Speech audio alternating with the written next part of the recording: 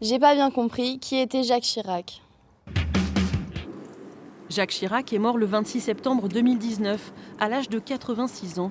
Un hommage national a été rendu à l'homme politique avec souvent une minute de silence dans les administrations, les lieux publics, les écoles et les collèges. On s'est levé et on a fait une minute de silence pour hommage à Jacques Chirac. Tu trouvais ça normal ou... Oui, par respect. Député, plusieurs fois ministre, maire de Paris, chef de parti et président de la République, une personnalité hors norme. Il aura passé plus de 50 années de sa vie au service du bien commun. En 2007, malade, il s'est retiré de la vie politique. La plupart de ses collégiens n'étaient pas nés. Il a eu deux mandats pour être président de la République. Et il a fait un mandat de 7 ans, mais après il trouvait que c'était trop long. Et quand il était président, il a changé, il en a fait un de 5 ans.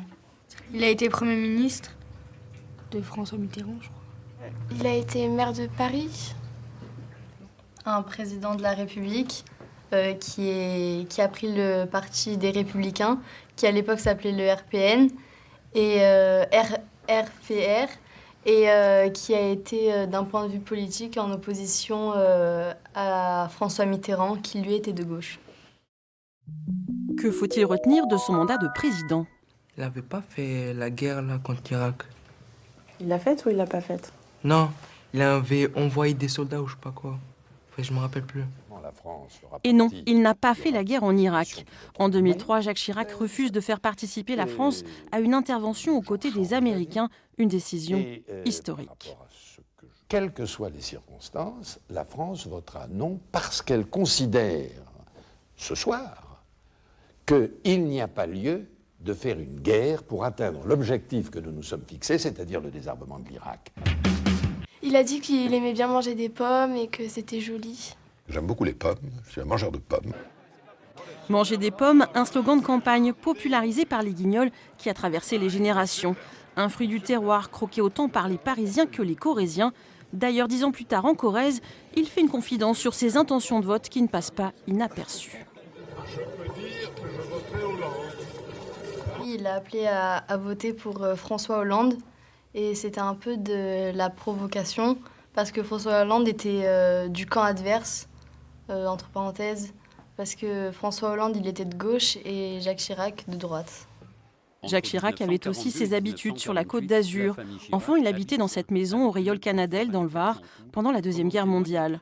Plus tard, il séjournera au fort de Brégançon. Son bain de foule en compagnie de Bernadette Chirac à la sortie de la messe devient vite un rituel populaire et médiatique. Il allait au fort de Brégançon.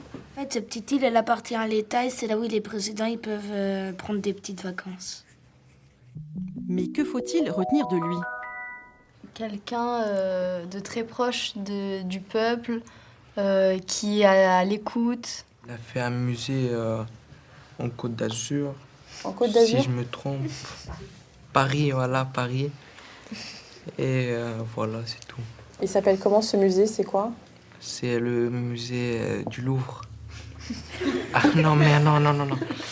Et non, ce n'est pas le musée du Louvre, mais le musée du Quai Branly, qui porte désormais le nom de Jacques Chirac, car l'ancien président de la République était féru d'art premier. En quelques années, c'est devenu le musée le plus fréquenté du monde dans sa catégorie. Il s'agissait